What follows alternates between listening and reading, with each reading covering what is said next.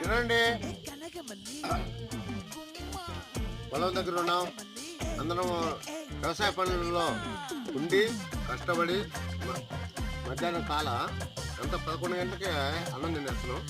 అంటే విలేజ్ వాళ్ళందరూ కూడా కష్టం చేస్తారు, ఆకలి వేస్తుంది, 11 గంటలకు అన్నం తింటారు.